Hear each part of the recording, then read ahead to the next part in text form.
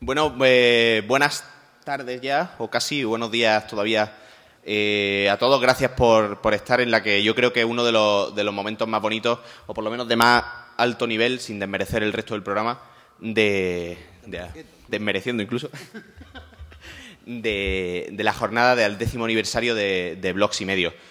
Medio en broma, medio en serio, hablábamos esta mañana de cómo presentar esta mesa, porque realmente no sé lo que va a pasar a partir de ahora, y así lo decíamos en el blog oficial de la jornada cuando las presentábamos. Yo he intentado preparar la presentación aludiendo al principio de incertidumbre, pero como he leído la entrada en la Wikipedia y no me he enterado, pues os digo, es más fácil y más directo decir que no sabemos qué va a pasar. Sí sé que Ícaro Moyano, que es el director de comunicación de QAPI, y César Calderón, que es el director general de Pensamiento Público, van a hablar, se van a entrevistar mutuamente. No sé quién va a hacer la primera pregunta, ahora lo lanzamos si queréis, pero sí vamos a poner encima de la mesa una palabra que yo creo que está afectando muchísimo al mundo del social media y de la comunicación. Vamos a intentar analizar si existe una burbuja en torno al social media, qué es, si no existe, en torno a su formación, y vamos a intentar desgajar todos estos aspectos. Yo no sé quién de vosotros dos quiere tomar la palabra antes. Si quiere empezamos por aquí, por la banda derecha. Y Ícaro, pues todo tuyo. Muchas gracias, Paco. Me han dado el micrófono con... Es que no me falla nunca esto. Lo bueno de hacer esto en el año en el que estamos es que ya tenemos pasado suficiente todos y memoria como para tener cierta capacidad forense. Y como ahora estamos todos más tranquilos, es mucho más fácil analizar aguas mansas que aguas revueltas. A lo largo de los últimos años, todo lo relativo a Internet y sobre todo a redes sociales ha tenido porcentajes y ritmos de crecimiento tan altos que era muy complicado coger perspectiva para darse cuenta de si las cosas iban bien o iban mal. ¿Por qué? Porque crecía mucho. Porque todas las plataformas de redes sociales crecían 2 dígitos, 3. Porque cualquier estrategia que hicieses solamente por lo que crecía era un éxito. Tú hacías una castaña, pero claro, una castaña, una velocidad de crecimiento mensual del 20% es una castaña enorme.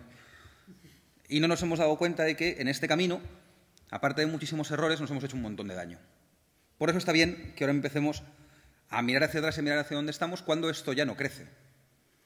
O sea, que hace 1 año, 2 años, una agencia te dijese te voy a sumar N 1000 seguidores o fans, no tenía mérito, era inercia.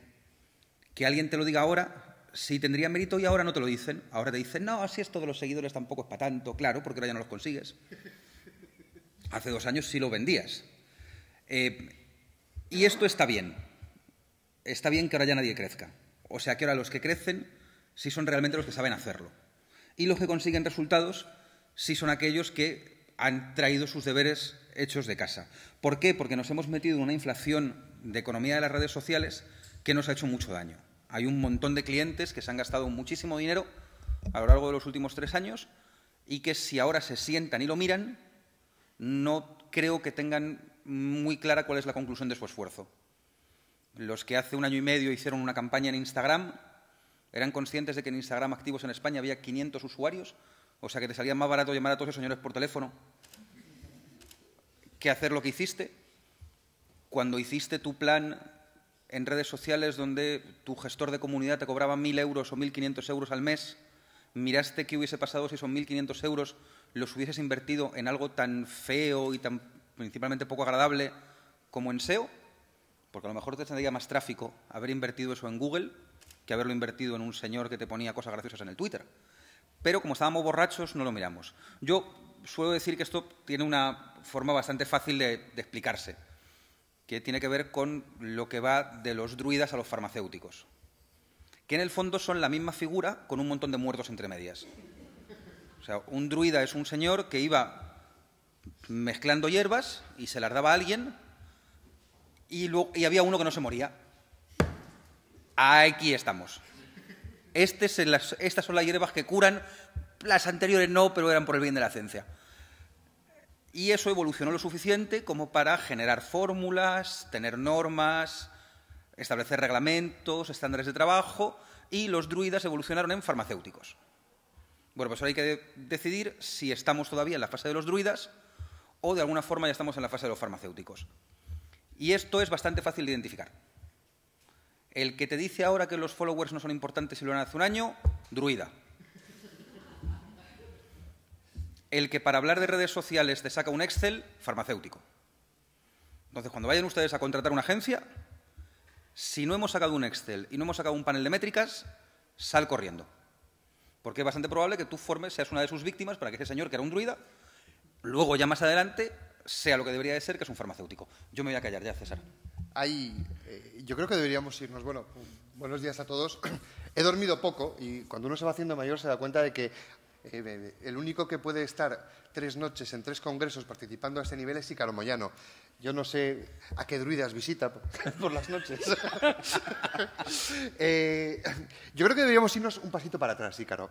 Es decir, hace 4 o 5 años, tomando una copa, cosa extraña entre los dos, pues somos de natural abstemio. Y diurno. Y diurno, sí, sí. Comenzamos a hablar de la burbuja del community manager. Yo le comentaba a Ícaro que esa misma semana había recibido, creo que eran 20 currículums de 20 personas que querían ser community managers, que habían hecho un curso fantástico no sé dónde, para ser community manager y ellos ya estaban muy preparados. Entonces empezamos a reflexionar sobre esto de qué estaba pasando con el community manager, que estaba convirtiéndose en una profesión que aparecía en todos los medios de comunicación y que yo no conocía a nadie que estuviera contratado bajo esa categoría en ningún lado. Ese fue el comienzo. Es decir, gente con, digamos, pocos escrúpulos, convencieron a toda una generación de jóvenes periodistas que no encontraban trabajo en su medio de comunicación, diciéndoles, chaval, con esto del community manager te vas a hacer de oro. Conozco a muy poca gente de aquella primera hornada de community managers que siga aquí. Esa fue la primera de las burbujas. La siguiente burbuja la estamos viendo ahora. Y estamos viendo la caída. Está siendo los árboles talados, la cantidad de cadáveres que hay en el famoso bosque de los druidas que pintaba Ícaro es tremenda. De las agencias de comunicación online que conocíamos hace un año, pues me parece que no quedarán ni el 10% aproximadamente. Quedan las grandes. Pero yo creo que es un proceso absolutamente natural. Es decir, igual que en el mundo de los blogs, hace 5 años comenzaron a surgir como setas y ahora quedan muy pocos, y creo que bastante mejores de los que había, quedan los buenos. En este mundo es prácticamente similar. Las grandes agencias de comunicación han aprendido a hacer su trabajo. Las empresas y las administraciones públicas han comprendido finalmente que es mucho más útil coger una persona de su departamento de comunicación, formarla en este tipo de habilidades y que haga él el trabajo, que tener a alguien externo que haga este tipo de cuestiones. Entonces, proceso absolutamente natural. Tú hablas de los druidas, yo hablaba de la búsqueda siempre de la piedra filosofal, ¿no? Es decir,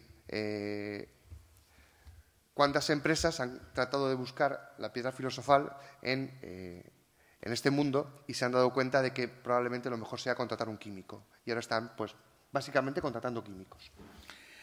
Pero aquí, o sea, yo creo que deberíamos, en este ejercicio de autocrítica, con este día lluvioso, en los días lluviosos hay que hacer mucha autocrítica siempre. Si hiciese sol hablaríamos de otra cosa.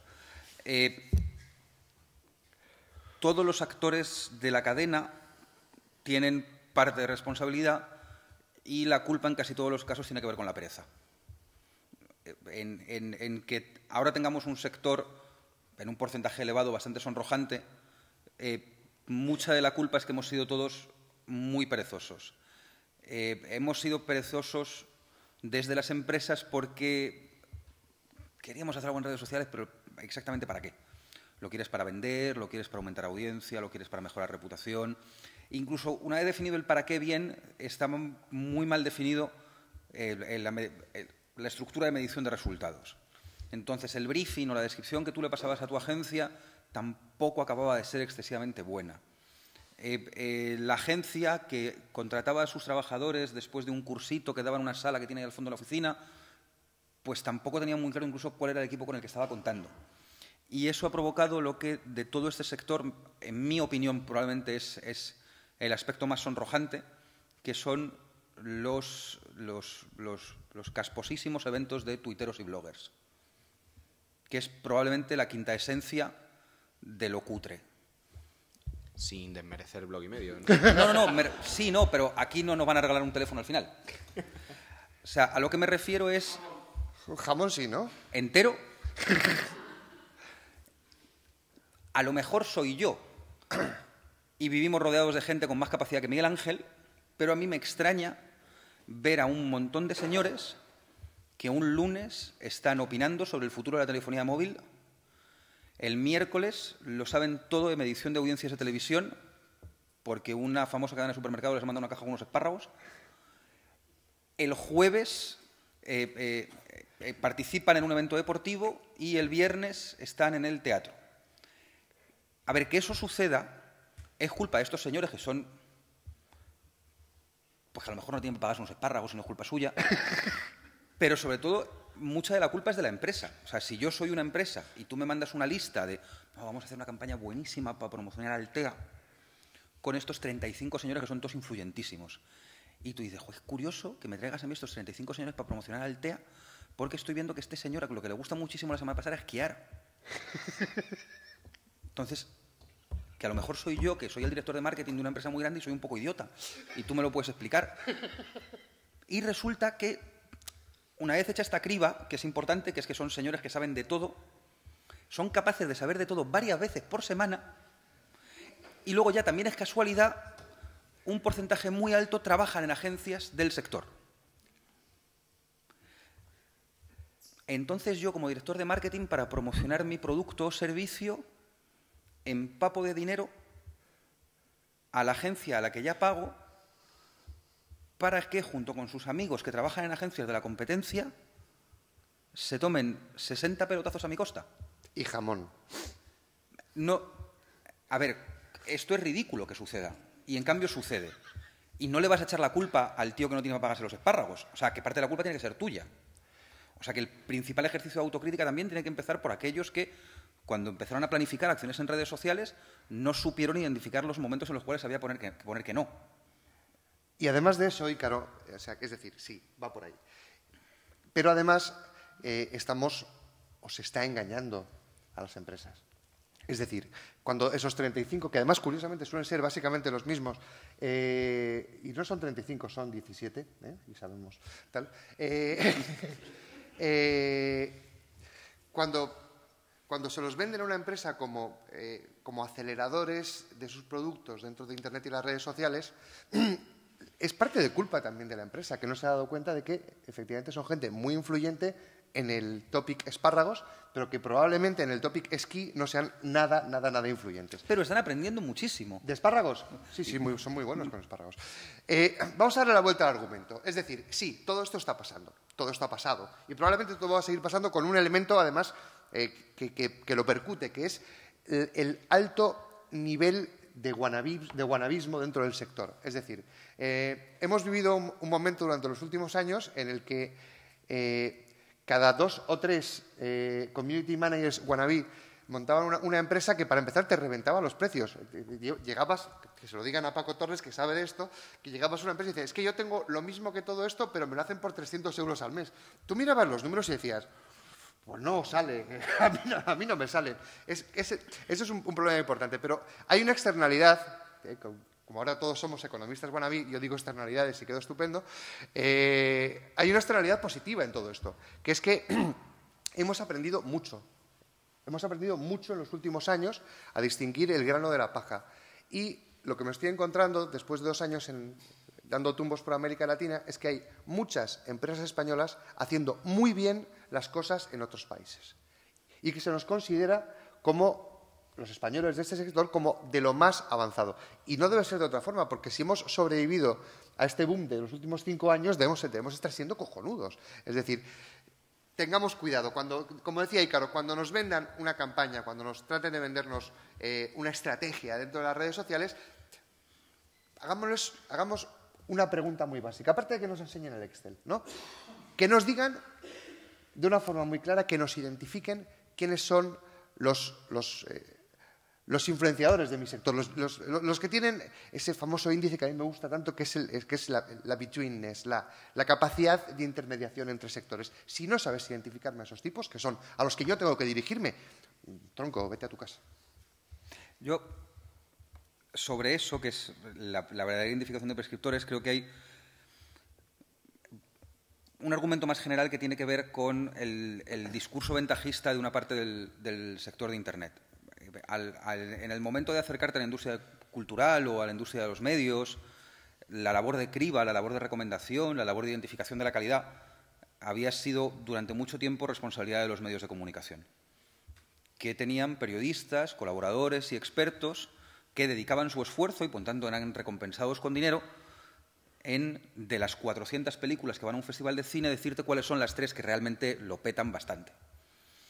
Y los medios de comunicación, que probablemente han llevado demasiado lejos su ejercicio de autocrítica y ahora se pasan el día fustigándose, han sido barridos o han intentado ser barridos por una corriente de opinión simpática que dice que Internet es democrático, horizontal, que aquí puede opinar todo Toledo y que no hay líderes y que al final la calidad surge sola. Ícaro Morozov. Por una especie como de milagro del ejercicio comunitario.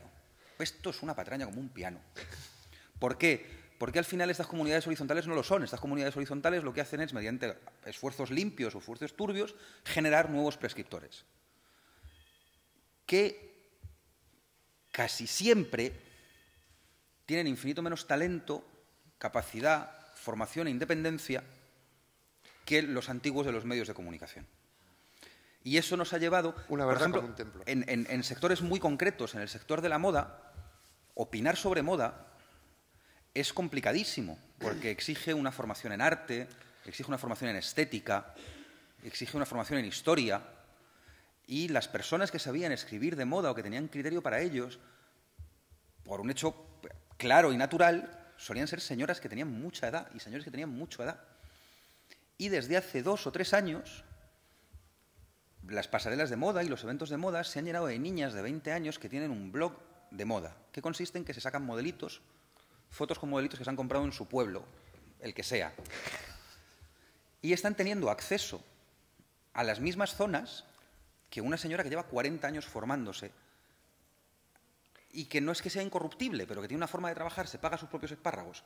En cambio, esta niña de 18 años, con una cremita de 150 euros, será fiel a ti para siempre. Y ese tipo de malas influencias, el público general no siempre es capaz de identificarlas. Entonces, ¿qué nos ha pasado? Que hemos pasado de una estructura de prescriptores con una formación y un sustento empresarial que les daba cierta independencia económica detrás, a una estructura de prescriptores cuyas influencias no son del todo claros y casi siempre su formación tampoco es excesivamente pertinente. Y esto que nos empuja a que al final los contenidos que consumimos, aquello que nos llega recomendado, cada vez es más cutre, cada vez es de peor calidad y la fuente de origen del interés para que nos llegue cada vez es más difusa. ¿Rompemos un mito? Vamos a romper el mito básico. Es decir, esto de que las redes son conversación es mentira. No son conversación. Nunca lo han sido. Nunca han sido conversación. Es decir, si se planta alguien delante de vosotros y os dice, no, es que Twitter es conversar. No, señor. Twitter mano a la pistola. Mano a la pistola, no. Y directamente. Twitter es influir. Y es tratar de influir. Si tú montas una estrategia para conversar, eres Heidi y probablemente tu cliente sea Pedro. Es decir, esto no sirve para conversar. Para conversar tienes a tus amigos y los tienes en el bar, aunque Ícaro y yo sabéis que no somos de bares, somos más bien diurnos. Pero bibliotecas, sobre todo. Tengamos claro que esto no sirve para conversar, sirve para influir y tienes que tener una serie de objetivos. Yo trabajo con bastantes clientes del mundo público. Entonces, si te sientas delante del político de turno o delante del cargo público de turno, dice, no, aquí lo importante es conversar. Entonces tú le miras con cara de ironía y le dices, a ver, ¿quién te ha contado esto? Porque tenemos que despedirlo inmediatamente. Esto no va de eso. Si un político, si el director general de una compañía del IBEX 35 se cree que va a conversar en Twitter, por favor, quitémosle eso de la cabeza o hagámosle que dimite inmediatamente. No va de eso. Va de defender la marca, va de promocionar productos, va de, en el caso de un partido político, conseguir nuevos stakeholders para tus ideas. Es decir, va de eso. Conversar y unos cojones conversar. Esto nunca ha ido de conversar. Ya me he pasado, ¿no? Pero es que, a ver, es que está bien que nos hagamos mayores. O sea, que esta labor de criba es evolución. Esto es dejar de... Al final hemos generado estructuras súper pesadas le hemos vendido a los clientes cosas que no necesitaban, hemos identificado supuestos KPIs que no valen un pimiento. Está bien. Hemos dejado pasar otros que son los realmente buenos. Claro, es que es eso. Bueno, pero estamos relativamente a tiempo. No, hay que asumir primero el ejercicio de que el escenario en el que estamos ahora es mucho peor de lo que podría haber sido, que el espíritu general es relativamente cutrón, que esto no, o sea, que no. Estamos viendo muchas empresas que dicen, no, yo es que hay que hacerlo todo en Internet y tal, que están desatendiendo la labor en medios tradicionales de promoción de sus estrategias. Ese es probablemente el error más gordo que van a cometer este año y que ya cometieron en el pasado. Y que después el que viene no cometerán porque ya no están en el mercado. Que es que todo, cuando os decía antes que los medios tradicionales se habían excedido en su ejercicio de autocrítica, es porque los medios online no han hecho ninguna. O sea, de verdad tenéis por ahí gente, os lo prometo, que dice que la verdadera influencia está en Internet. Yo esto siempre tuve un colegio, ¿no? Tuve un colegio para Navidades. Para Navidades y pregúntale a los niños qué juguetes quieren. Y te van a dar un listado enorme. Todos en la tele. Y luego pregúntale dónde los han visto. Los han visto en la tele. Bueno, pues ya está. Fin del capítulo. Y el siguiente ejercicio que tienes que hacer es preguntarle a uno de estos señores muy de Internet cuál es el mayor triunfo de su empresa. Eso es. Y te dirá que fue el día que salió en El País. El de papel.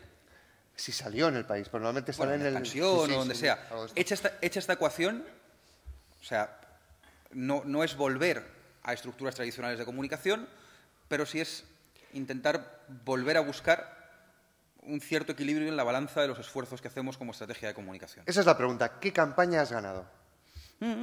Dime una campaña en la que hayas... Bueno, yo creo que la pregunta Claro. es qué campaña has renovado.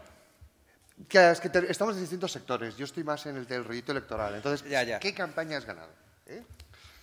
O sea, que la historia tiene mucho que ver con la renovación del cliente, porque Telefónica, que es una empresa que a todos nos cae bien y con la cual todos en algún momento hemos trabajado. Renovados. ¿Eh? Renovados. ¿Cuántas agencias han renovado con Telefónica? Bueno, pues ahí ya bajas. Sí, pero ahí ya te... Porque ¿cuántas agencias han ¿Te trabajado he con dicho que Telefónica? han renovado conmigo? ¿Eh? ¿Te he dicho que habían renovado con nosotros? No, pero bueno, está bien que lo sepas. A mí, todos cuando vais a contratar una agencia vais a mis clientes.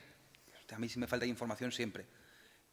Hazme una pestaña de cuántos lo siguen siendo este año, que es ahí donde nos vamos a dar cuenta. Porque volvemos a lo de antes. Hay una parte muy importante de la culpa, que es del cliente final, que es el de contrata, que no ha sido capaz ni de explicarse a sí mismo, ni de explicarle bien a lo que necesitaba, pero también hay una labor entre las agencias de online que es que no es como Mad Men, que es peor. Y al final lo que han conseguido, hemos conseguido algo terrorífico. Ayer, cuando salió la noticia de Blesa, por ejemplo, tú buscabas por Blesa y hay un montón de gente que su comentario general es si esto es verdad. Entonces hemos generado un ecosistema de la sospecha. O sea, que está bien que no nos fiemos de las cosas, Por ejemplo. pero cada vez nos fiamos de menos. O sea, hemos conseguido audiencias súper suspicaces. Lo que está bien porque a la larga se irán a las audiencias críticas, pero ahora mismo significa que el esfuerzo que han hecho medios de comunicación, partidos políticos, empresas, lo que ha conseguido calar en la audiencia es que son sospechosos. ¿Cuánto ha podido bajar el sector en este último año? ¿Cuánto va a bajar el que viene? ¿Cuánta gente va a quedar viva dentro de 24 meses en este sector en España? Pero cuidado, porque hay mucha... A saber, yo creo que hay mucha de la culpa es de gente que no sabe, que no tiene muy claro cómo se maneja un Excel. A ver, el sector de la publicidad online en España son el año pasado fueron como 1.100 millones. Son 1.100 millones, la mitad aproximadamente es Google, es orgánico, sí. Search. Ajá. Y hemos pasado de promesas de crecimiento del 25% y realidades de crecimiento del 11-12 a promesas de crecimiento del 17% y caídas. Estamos en caída. O sea, no hay eso de que Internet nos iba a salvar de esto, que nunca fue del todo verdad. Ahora incluso empieza a ser una mentira dolorosa porque la facturación en Internet baja. Y la facturación en Internet en el sector de medios baja. Y lo divertido de la facturación en Internet es que se ve mes a mes, no se ve trimestre a trimestre. Es decir, al final, en tu cuenta de resultados la estás viendo cada mes lo que ha bajado. Pero es lo que hablábamos en principio con Paco, que de ahí sí que tenemos una... O sea, sí que las agencias o los actores de social media que más posibilidades tienen son los que se dediquen a recuperar inversión que se ha ido, y que no se ha ido por la crisis, sino que se ha ido decepcionada. O sea, el que hizo la campaña en Instagram hace 2 años. Ese se ha ido. Se ha ido, porque el de Financiero, cuando vino todo fatal el año pasado, dijo: Paco, ¿esto qué era? ¿Cuántas habitaciones más llenamos del hotel? ¿Cuántos pantalones vendimos más? No, bueno, es que eso es complicado de medir, pero tiene mucho más que ver con la reputación. Vale, quítalo del presupuesto. Y el problema es que ese señor era muy difícil decirle que no tenía razón quitándolo del presupuesto. Y esa es de las grandes mentiras, ¿no? Que decir, cuando ves te tratan de explicar a alguien esto de cuál es el ROI, el retorno de inversión de lo que dedica una empresa a social media. Yo he visto fórmulas complejísimas, bellas, algunas de ellas incluso físicamente bellas, es decir, eran fantásticas, que era, no sé, como un algoritmo maravilloso. A mí me gusta resumirlo en el ROI del social media, me gusta resumirlo en una sola frase. ¿Cuánto más he vendido? ¿Cuántas prendas más he vendido? ¿A cuántos votantes más he llegado? ¿Cuántos pantalones más he vendido? ¿Cuántas habitaciones más de hotel me han reservado a través de este nuevo canal? Y si no empezamos a entender que nuestros clientes van a exigir esto, y lo están exigiendo ya en un contexto de crisis como en el que estamos jodidos. Es decir, al cliente le vas a presentar el algoritmo maravilloso diciendo que hemos crecido un 0,27% entre el sector de 25 y 35 años en una red como Twitter. Entonces, te va a decir lo que ha dicho Ícaro. ¿Y esto cuántas habitaciones más es? ¿Cuántas reservas más? Y ese es el ROI. ¿Cuánto más hemos vendido? Ya está. Es así de sencillo de explicar. Estamos bastante centrados, y yo creo que muy bien centrado el tiro, en el mundo de la agencia y de la externalización de servicios de social media. Me gustaría poner otro elemento en la mesa, a ver qué os parece, que es el tema de la formación. Esa proliferación de cursos, máster, seminarios... No vayáis. Perdón, ya está. Que estamos viendo. ¿Existe una formación? ¿Hace falta una formación? ¿Toda la que hay lo es? ¿No está toda la que está? Yo creo que sí, que sí hace falta una formación en gestión de comunidades o en capa social, o llámalo como quieras, pero tiene muy poco que ver con el manejo de herramienta. Volvemos a lo de los druidas. Se enseña la pirueta. Eso es. Lo que estamos enseñando tiene mucho que ver con la cultura de la pirueta. O sea, todo lo que tiene que ver con formación en online es al cine lo que los gatitos son a YouTube. No, es muy bonito, es muy espectacular, pero te va a dejar muy poco pozo. A lo largo del último año y pico, 2 años, en el cual yo he estado más o menos centrado en gestión de comunidades y he hablado con mucha gente que se dedica a esto, me he dado cuenta de que un montón de cosas que me parecían muy interesantes no conseguí ningún curso que me las enseñase, que es cómo se armoniza un CRM de cliente mediante conectores sociales, cómo se administran bases de datos de clientes provenientes de conectores sociales, cuál es la red social que me genera más registro de usuario en una página de contenidos y cuál es la que me genera más registro de usuario en una página de servicios, cómo se sacan cruces de analítica con Open Graph, qué nivel de conversión tienen las Twitter Cards sobre los tweets sin Twitter Cards. O sea que al final mucha de la ventaja fundamental que una empresa puede sacar de redes sociales no es lo que se da en los cursos, que es diseminación de contenidos, sino es lo que hace la gente del Excel, que es un nivel de conocimiento profundo de tu propia audiencia. No por lo que dicen. Conocer tu audiencia no es lo que dicen en Twitter. Conocer tu audiencia es que se registren en tu página. En serio. Tú le estás cediendo un montón de contenido a las redes sociales. Lo mínimo que tienen que devolver es registro de usuario con calidad de dato. Tu gestor de redes o el tío que se dedica a redes, la primera decisión que debería tomar en tu empresa es tumbar tu registro. Porque nadie se va a registrar por el formulario de registro del VIPS. Es imposible. Pero en cambio hay un montón de gente que sí va a estar dispuesto a darle a conectar con Facebook o conectar con Twitter o conectar con Google. Entonces, igual que el de la agencia, cuando llegue le preguntáis si ha traído un Excel, preguntarle quién le hace la implementación de conectores sociales, o quién instala Open Graph dentro de su oficina, o cómo lo instala, o si con un cliente similar de sector tiene un nivel de registro mayor proveniente de Twitter o proveniente de Google, o si ha hecho algún tipo de analítica sobre cómo va a cambiar los conectores sociales con Google con el último rediseño de Google+. O sea, realmente los gestores de comunidad lo que tienen que hacer es aportarle a su empresa conocimiento sobre sus clientes, no porque hayan utilizado una etiqueta para un evento, sino por cómo se relacionan con nuestros contenidos en nuestra página, o sea, cómo se registran en nuestras plataformas. Esto es CRM de toda la vida de Dios, esto es CRM de toda la vida de Dios. Ahora es infinitamente más complicado. Ahora tienes que saber el montón de limitaciones legales que tiene la importación de datos personales provenientes de Facebook, por ejemplo. Hostia, es que Facebook da 34 campos. ¿Estás seguro que todos son legales, que te los traigas en España? Me está funcionando muy bien el registro de Twitter. ¿Eres consciente de que por el registro de Twitter, por ejemplo, no exportas un nombre real? Me está funcionando muy bien Google. Las duplicidades de cuenta te las está contando. Es que ese es el trabajo realmente bonito en social media, que es la tecnología, que son las tripas, es el código, el que al final más calidad de dato te puede aportar y más vas a saber realmente cómo son tus clientes. Y en los cursos de formación, hostia, sales sabiendo manejar TweetDeck que da miedo verte. Pero no vas a llegar, con eso lo que vas a hacer es diseminar contenido. Diseminar contenido es algo que sobre todo le viene muy bien a la red social. Le viene mucho mejor a la red social que a ti. Entonces, al final, ¿qué acaba pasando? Que muchas de nuestras estructuras de social media que salen de esos cursos son perfectos trabajadores de Facebook o perfectos trabajadores de Twitter, pero no son trabajadores de tu empresa. Porque lo que saben es qué hacer desde Facebook hacia afuera, cuando su trabajo debería saber qué hacer desde Facebook hacia adentro. Y ahí todavía no lo estamos dando todo en la parte de formación. Sí, sobre la formación. Yo le he dedicado bastantes esfuerzos y tiempo a ver qué es lo que se imparte efectivamente en estos cursos, másters, etcétera. Las universidades suelen ser bastante más serias, tienen profesorado de más alta calidad y cuidan bastante los contenidos de lo que se imparte. Los chiringuitos, pues evidentemente hacen cursos chiringuito y el 80% de lo que hay en el mercado ahora mismo en este sentido son cursos chiringuito, con una característica más. Si volvemos al ejemplo de los druidas, te enseñan, el que mejor lo hace, a manejar el hacha, a manejar la herramienta. Lo que no te enseñan es la cartografía del bosque.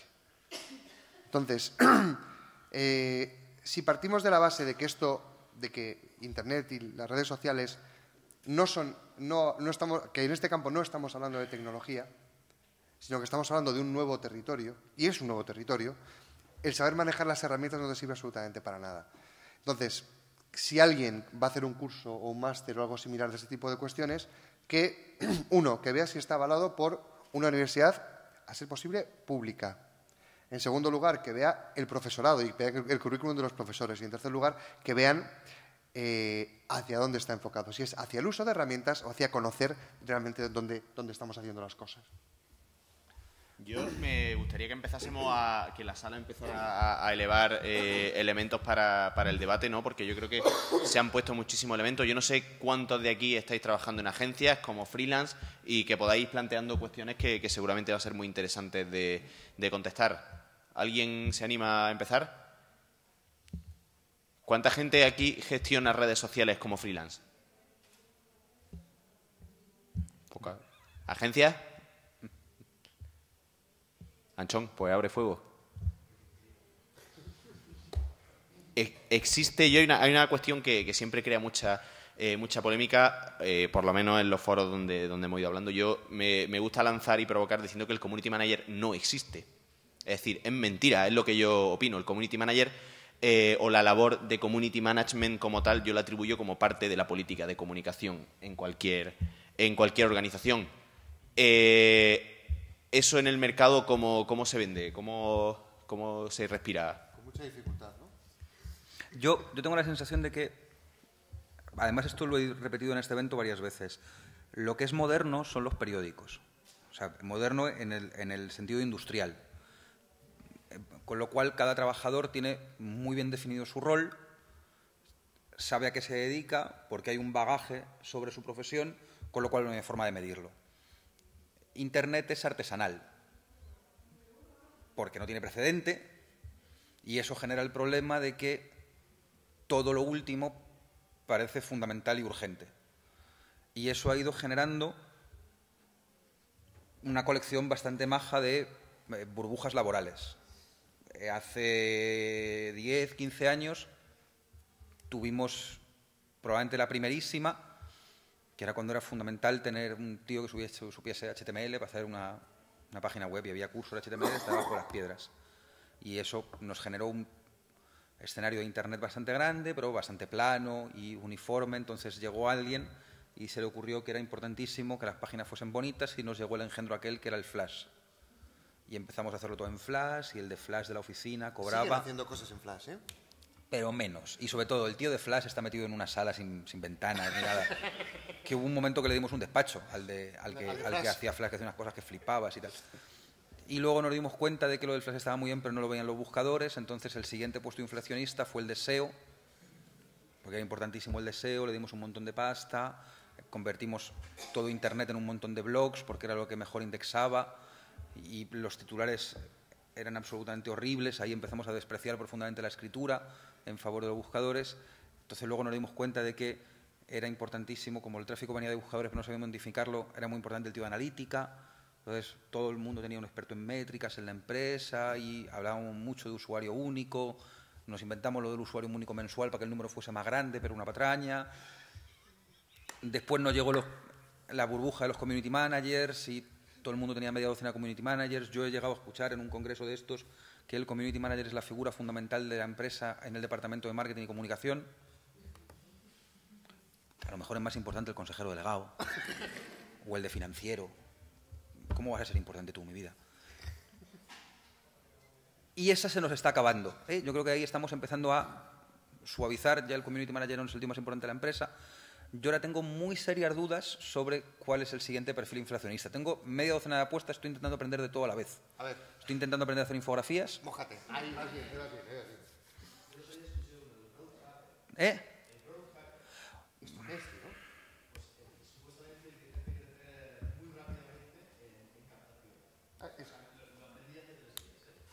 Estamos enloqueciendo, macho. Y el pobre de email marketing no lo tocan en la vida, será lo importante. Pero bueno, usted es con lo que convierte ese hombre. Pero esto al final lo que demuestra es que sigue siendo una industria inmadura. O sea, que es que... Y tiene mucho que ver con lo anterior, lo de la cultura de la pirueta. O sea, que todo lo último que presenta un poquito de resultado, incluso si ese resultado tiene que ver con la inercia de mercado, de repente todo el mundo lo copia, genera su propia industria. Esta burbuja de la que estábamos hablando ahora de la formación en redes sociales, hace 2 años había un curso de analítica web por cada 2 paquetes de cereales. Y los hubo también sobre Flash y lo hubo... O sea, no va pasando. Yo creo que ahora hay una burbuja bastante importante, pero es más subterránea, que es la que tiene que ver con que parece que hay que tener programadores en todas partes y que los programadores son fundamentales. Tengo alguna duda. Yo creo que los que son fundamentales son los jefes de producto. Lo que pasa es que los jefes de producto son mucho más difíciles de identificar y es un rol muchísimo más complejo. En cambio, programador es muy fácil de identificar. El hecho de que le estamos dando probablemente tanta importancia a los programadores en las empresas, y hablo en este caso muy claramente de las empresas editoriales, está haciendo un daño horroroso, porque estamos sacando productos que no hay cristiano que se fume. Pero no sé si va a llegar a burbuja en Europa, porque tampoco hay tanta industria de programadores como puede haber en otros sitios. Pero sí está claro que el que ya tenga claro cuál es el siguiente perfil inflacionista, le toca ganar mucho dinero en los próximos 2 años. Data Cruncher. Analista de datos. Por ahí. Pero es que es el primer perfil de estos que exige trabajo. Sí, sí, y conocimiento previo. En el mundo de... vamos siempre un par de años, ya un año por detrás. Entonces, la última campaña de Obama ha mostrado un perfil nuevo, que es el Data Cruncher, que es el tipo que estaba manejando las bases de datos con cientos de millones de datos funcionando al mismo nivel, etcétera. Y entonces ahora todos los partidos políticos a este lado del río Pecos quieren un Data Cruncher, cuando realmente no tienen ni siquiera base de datos con más de 4 campos activos. Entonces vamos a tener ahí un pequeño problema que habrá que empezar a solucionar. Yo creo que el próximo perfil va por ahí. Y nombre, que yo creo que al final nos estamos quedando en la burbuja, es la burbuja del nombre, el community manager, de otro. Lo que realmente hace falta es incorporar la función dentro de las organizaciones, la función de gestión de comunidad, la función de análisis de datos. Hombre, lo que sí es verdad es que si ahora tienes presupuesto y ganas, tu departamento de comunicación dentro de una empresa ya no es un departamento de comunicación, es un departamento de contenidos. Pero es un departamento de contenidos en el que ya no solamente hay periodistas. si ahora contásemos con un presupuesto infinito para hacer la comunicación de una empresa, lo primero que tendríamos claro probablemente es que nuestra empresa es un emisor de contenido, no sobre la empresa, sino sobre el sector. Lo que exige que tengas foco sobre su competencia y un anhelo de producción diario o de producción rutinaria de contenidos. Esto no es ciencia ficción, esto es lo que hace fabulosamente bien Idealista, con Idealista News, es lo que hace fabulosamente bien Todo Vino, es lo que hace bastante bien Eroski, que es que como tú trabajas en un sector en el cual tienes liderazgo o casi liderazgo, es muy probable que tú sepas muchísimo de tu sector. Y está muy bien que lo cuentes.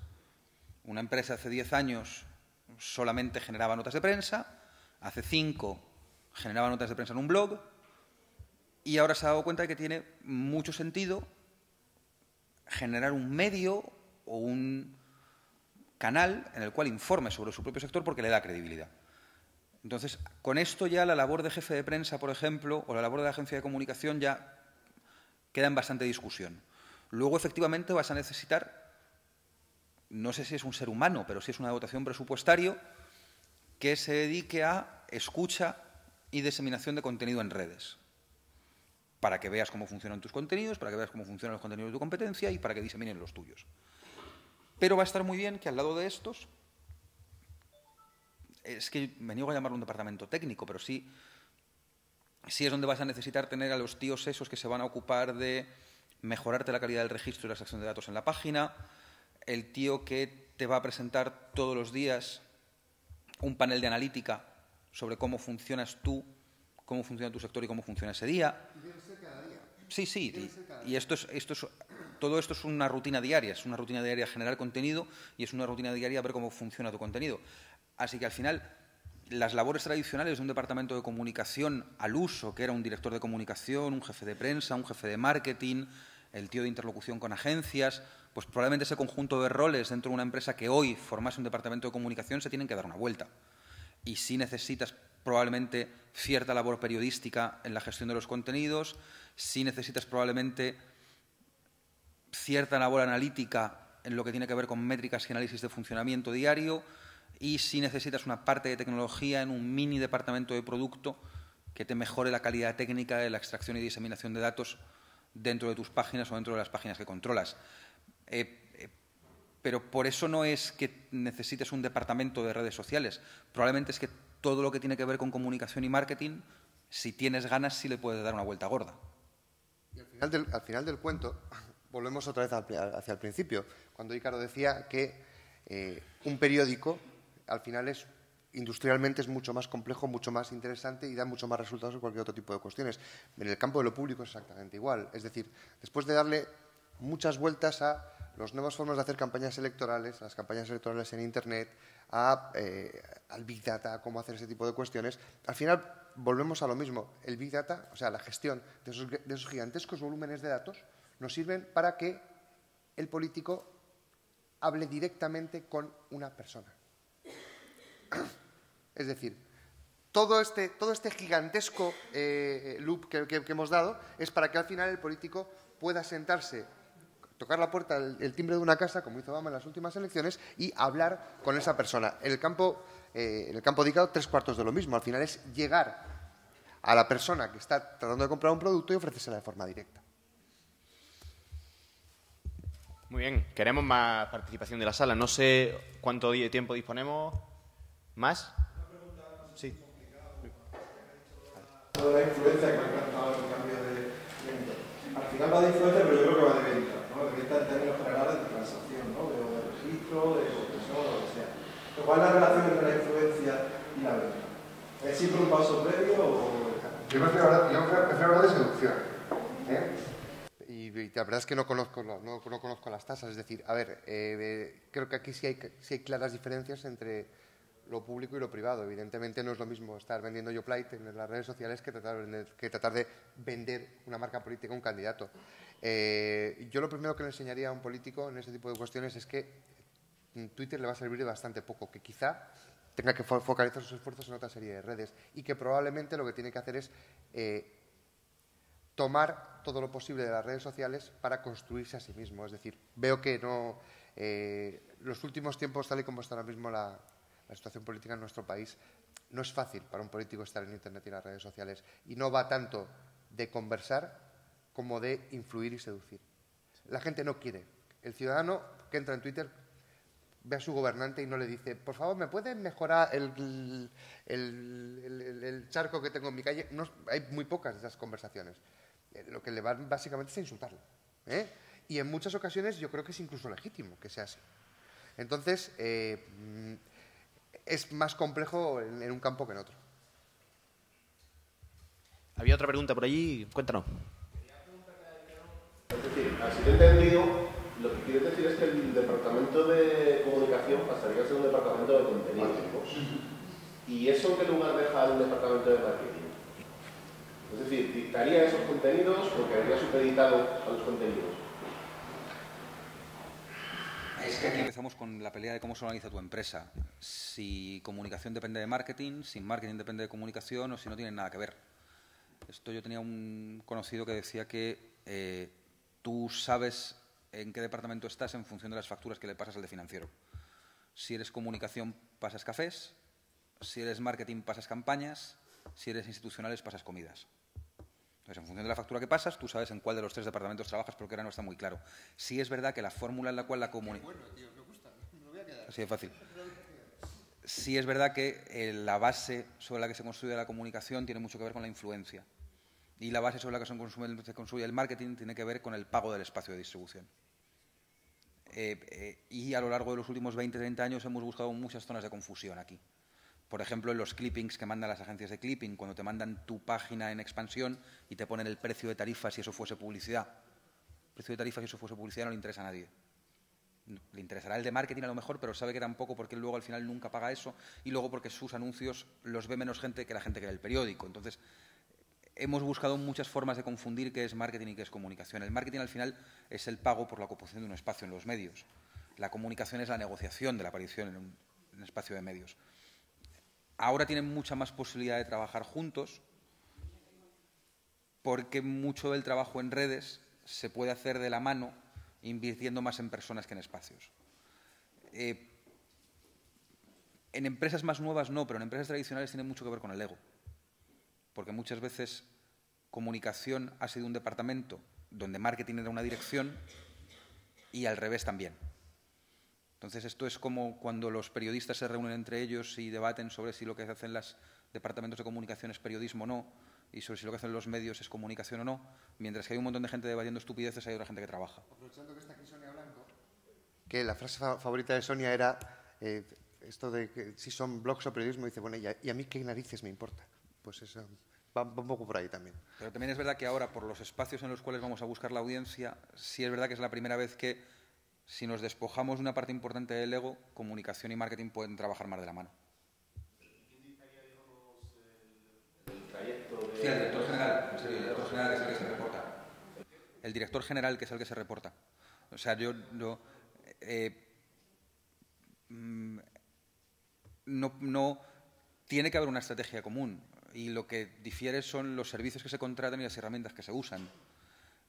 Pero intentar en 30 años después otra vez buscarle prevalencia a marketing o buscarle prevalencia a comunicación, cuando ni tienen los mismos ritmos de trabajo ni se les puede medir de la misma forma, es la rueda de mal rollo de los medios tradicionales entre comunicación y marketing, repercutirla a espacios nuevos. No, ahí no tenemos nada que ganar. Ahí no tenemos nada que ganar. Si el objetivo final es la misma, que es el mismo que es o la influencia o la venta o el aumento del registro, como las técnicas son tan diferentes, intentar poner a uno por delante del otro, lo chungo es que al final acaba siendo una cuestión de presupuesto. No, yo es que muevo más pasta que tú. Ya, pero tú sales más caro. Y ese diálogo ya lo tuvimos hace 30 años, cuando jugábamos a esto en la tele o jugábamos a esto en los periódicos. Si hacemos lo mismo la otra vez, hay empresas que no tienen ninguna duda que van a tirar de frente. Muy bien, ¿alguna otra cuestión? Sí, María Ángeles.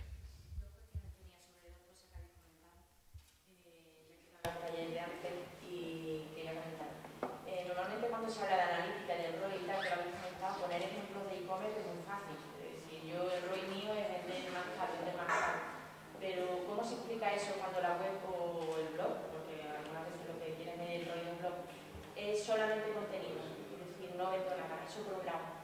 Y por otro lado, habéis comentado también que el verdadero nivel de audiencia es la gente que se registra. ¿No consideráis que eso es a posteriori? Si solo miro a la gente que se registra, estoy perdiendo de qué potencial tengo y ver a quién me estoy dirigiendo mis contenidos para ver si lo puedo aumentar. No sé si me he explicado. Sí, perfectamente, sí. A ver, sí, sobre lo primero. Evidentemente, los objetivos tienen que ser diferentes de una entidad pública de una entidad privada. En la entidad pública que estamos vendiendo, pues tenemos que definir lo que estamos vendiendo y tenemos que establecer cuáles son esos elementos de medición que tenemos que estar mirando, cada mes. Yo, por ejemplo, hay uno que me encantaría establecer, quiero decir, es decir, la capacidad, no sé ni siquiera cómo definirlo, que es la capacidad que podríamos tener de salir de nuestro propio círculo. Eso sí lo consideraría una KPI, muy interesante para cualquier administración pública. Es decir, ¿quién está hablando del gobierno vasco? ¿Están hablando los ciudadanos? ¿O están hablando solamente los políticos del partido que está gobernando? ¿Dónde se producen las conversaciones? ¿En qué círculos? Podemos incluso trazar grafos sobre quién está hablando y cómo se están produciendo. Entonces, evidentemente, no es lo mismo lo público que lo privado, pero yo creo que lo público también tiene que tener sus propias métricas. Y te digo una cosa, todavía no he visto un solo caso de métricas públicas que me haya convencido. No es tan fácil, no. Literalmente vender siempre es más sencillo. Pero vamos aprendiendo cada vez más, ¿eh? Es decir, a ver, yo en una campaña electoral sí sé cuáles son mis medidores, los tengo clarísimos. En el desarrollo de una administración pública lo tengo menos claro. Pero yo creo que vamos aprendiendo con el transcurso del tiempo bastantes cosas y al final todo esto tiene que evolucionar. Pero sí que estamos aprendiendo cositas, sí. Yo es que sobre la potencia que han cogido los departamentos de métrica y analítica web de las empresas tengo muchas dudas, básicamente porque solo se referencian a sí mismos y generan informes absolutamente tramposos. O sea, necesitas mucha calidad de dato alrededor de un reporte de métricas, porque si no generas cosas muy curiosas, que es que tienes mucho éxito, pero tu empresa se va al garete. A ver, por ejemplo, qué sé yo, un periódico, ¿vale? ¿Por qué? Porque hemos llegado a la conclusión de que lo que hay que sumar son usuarios, por ejemplo. Vamos a la estructura tradicional de un periódico online, ¿vale? Y los números que miramos en nuestro panel de métricas es usuario único mensual, usuario único diario, recurrente, páginas vistas, tasa de rebote, crecimiento y audiencia. Y nos va muy bien. La gráfica es cojonuda. Y en cambio nuestro negocio se va al garete. ¿Por qué? Porque nos faltan como mínimo dos variables. CPV, que es coste de adquisición de cliente nuevo, y ARPU, que es cuánto le saco a cada uno de ellos. ¿Por qué? Porque, por ejemplo, ayer sumamos 700.000 usuarios nuevos con un vídeo buenísimo que teníamos desde una manifestación en Atenas. 700.000 usuarios nuevos. Vale. ¿Cuánto costó el vídeo? El vídeo costó 35.000 euros. ¿Qué publicidad teníamos sobre ese contenido? Un banner tradicional, que son 15.000 euros. Vale. Y 700.000 nuevos, que tienen un coste de servidor de 15.000 pavos. Vale, pues tus 700.000 usuarios nuevos son menos 40.000 euros. Eso es un dramón. ¿Por qué es un dramón? ¿Y por qué te iba al registro? Por una opción particular, porque yo, como no creo en un Internet en abierto de contenidos de calidad, me niego. Ya salió aquello. Sí, pero eso es una mesa luego que dan por la tarde, seguro. Me niego a pensar que los informes de métricas que solamente se basan en usuarios y tráfico significan nada. Porque lo único que significan casi siempre es que el negocio va mal. ¿Por qué? Porque falta el coste de fabricación en un informe de métricas. O sea, porque ese conjunto de páginas con los cuales tú has conseguido una audiencia tiene un coste de fabricación cuya celdita no está en el informe de métricas, pero sí tiene que estar en un informe de audiencias. Y eso muchas veces se nos despista. ¿Y qué pasa? Que para garantizar tu audiencia, tu coste de fabricación es cada vez mayor, con lo cual cada 1% que subes en tráfico está subiendo entre un 10 y un 15 en coste. Y volvemos a lo que hablábamos antes, que es que el mercado de la publicidad no crece. Con lo cual, cuanto más creces en Internet, más dinero pierdes. Por eso yo me voy a la métrica del registro. Porque como yo estoy convencido que esos contenidos que son tan buenos, lo suyo es pagar por ellos, si consigo que te registres, estoy un paso más cerca de que el ARPU que tengo sobre ti suba. Ahora hay un montón de medios consiguiendo mucha audiencia gracias a directos en vídeo. El CPV de usuario nuevo en vídeo es inasumible en banners. ¿Por qué? Porque normalmente son noticias de última hora, con lo cual no has podido vender la campaña a tiempo. Así que acabas en el bulk de banners que tenías ese día. Y muchas veces el propio vídeo cuesta más que la campaña entera. Con lo cual, todo usuario nuevo que sumes es dinero que estás perdiendo. Porque como luego el porcentaje de recurrentes sobre esos no va a subir un 10%, incluso a los nuevos que has conseguido ya son un lastre que vas arrastrando durante todo ese mes de analítica, porque te han valido más pasta que todos los demás juntos. Entonces, los informes de métricas, bien, pero empezar a meterle variables de calidad. Y costos de producción. Claro, méteme, por un lado, CPV de usuario nuevo, CP de usuario recurrente, ARPU de usuario nuevo y ARPU de usuario recurrente, sobre un presupuesto. Y ahí ya veo, porque a lo mejor va a llegar un momento. Esto es la decisión que tomó el New York Times hace 8 años. Si no citas es que ya hemos citado a Obama. Entonces hay que citar a Obama y al New York Times siempre. Lo he hecho sin querer, prácticamente. Siempre. No se nota. Hay un momento en el que tienes que tomar una decisión, que es que si quieres ser el más grande o quieres ser el más influyente. El New York Times no es ni el primero, ni el segundo, ni el tercero, ni el cuarto, ni el quinto periódico de Estados Unidos, pero es el que se lee como fuente de referencia. Con lo cual, a la hora de llegar al mercado publicitario o al mercado de la suscripción, su legitimidad no está en la audiencia. Su legitimidad está en la influencia. ¿En qué problema estamos ahora mismo enfrascados casi todos los medios latinoamericanos? En ser el más grande. Que no sirve para nada, que el coste es un suicidio y que la posibilidad de convertir eso en negocio, como ya está haciendo el New York Times, que es arrieritos somos y nos vamos al pago, nos estamos bloqueando porque no nos queda nada que ofrecer en abierto. Entonces, el escenario en el que estamos es que nos cuesta más dinero sumar lectores que no sumarlos. Y mucha de la culpa de eso las tiene el grafiquito de los últimos 2 años del departamento de métricas con la flechita para arriba. Que dices, es que esta flechita para arriba que me has puesto aquí el día de la lotería son 50.000 en SEO. Y el horóscopo. Y el tiempo. No, pero eso al final, eso no tiene coste. O sea, esos son servicios que tienes en tu página. Lo que tiene coste es el campañón del día de la lotería, es el campañón del vídeo desde Atenas.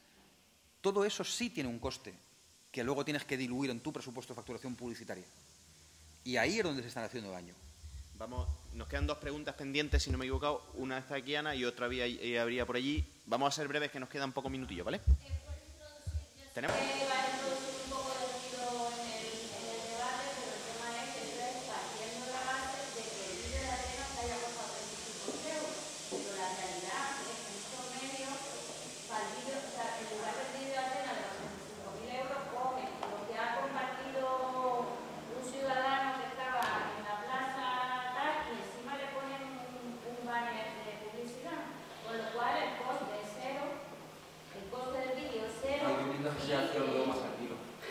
Yo sí el cero me quedo más tranquilo. Yo cuando veo ahí Atlas digo, ¡ay, va! Ya, pero te quiero decir, no siempre lo sabemos, los medios mueven contenido que les ha costado dinero, ¿vale? Y a veces la pegan con contenido que ha compartido ciudadanos del lugar. Y encima le ponen un banner y le están ganando dinero. Entonces, seamos realistas, que no siempre... o sea, hay que valorar las cosas en su medida. Fíjate, sobre eso pasa una cosa muy curiosa. En la noche electoral que dio el Partido Popular, en el país por primera vez usamos Storify para generar un relato de lectores con valoraciones de la noche electoral. Y yo guardo un comentario en Twitter con mucho cariño, que es que hicimos una primera oleada y fuimos tirando. Y una de las lectoras a las cuales habíamos incluido, su siguiente tuit fue "me publican en El País". A mí me pareció hermosísimo. Y casi todo el debate se acaba ahí, porque la mayor parte de las plataformas de distribución de contenidos, en el momento en el que tú le das a aceptar en el registro, aceptas que esos contenidos son incrustables en plataformas externas. Si no querías, cancélalo, que desde herramientas también puedes.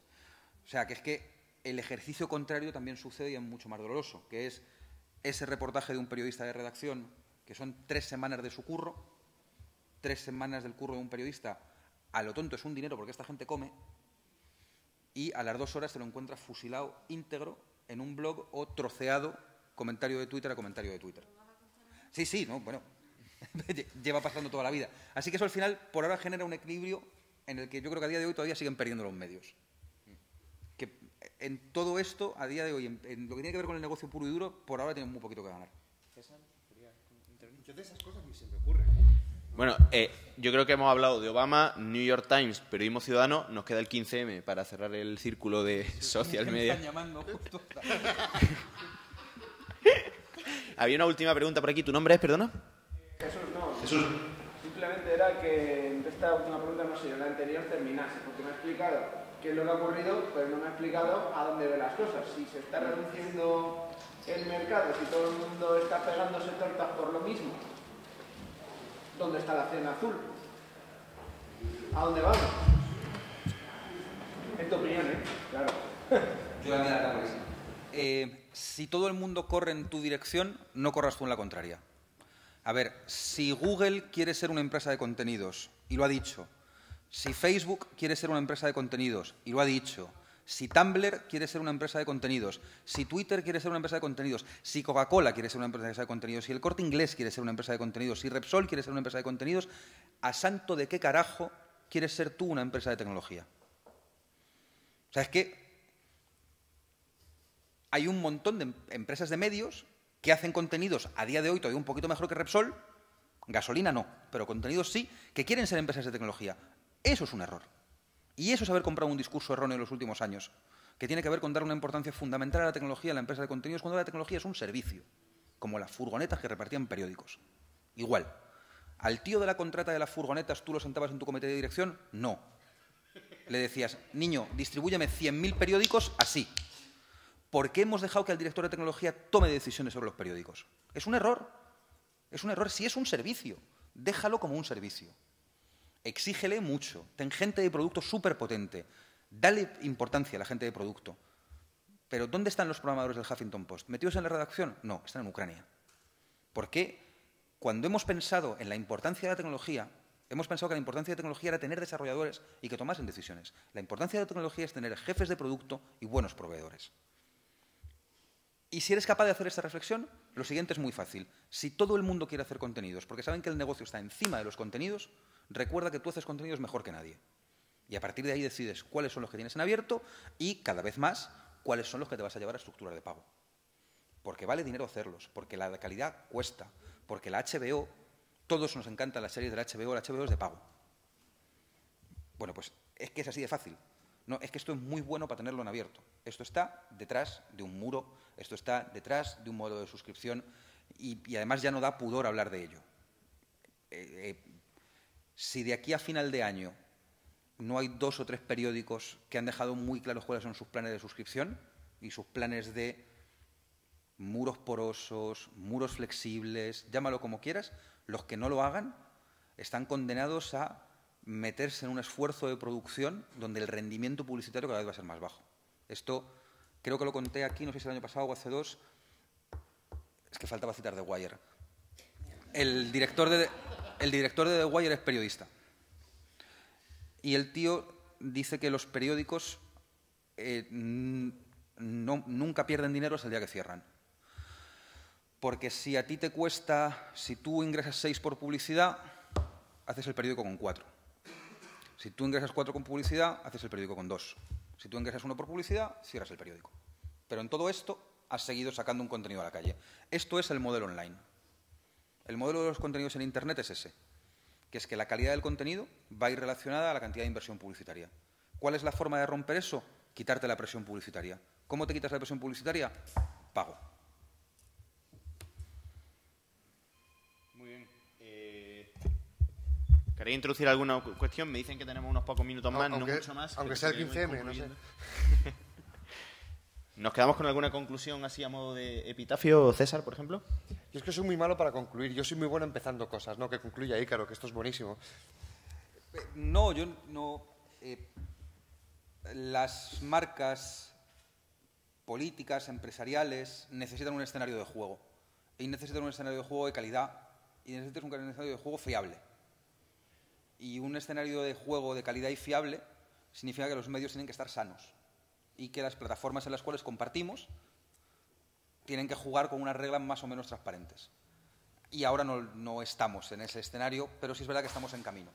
Y eso pasa por que se nos pase este entusiasmo de la capa social por un lado y por otro que empecemos a tener claro qué contenido vamos a seguir compartiendo en abierto y asumir que cada vez serán de peor calidad y qué contenidos pasan a espacios más protegidos y asumir que eso tiene que ver sobre todo con modelos de pago.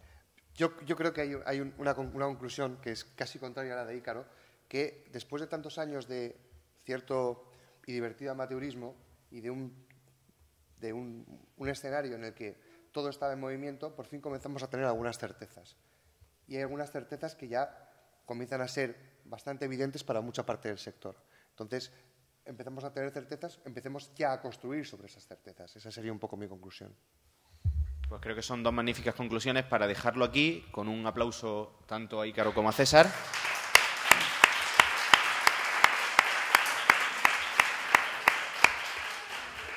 Y retomamos, Javi, con lo siguiente, que el director de la jornada nos informará en breve.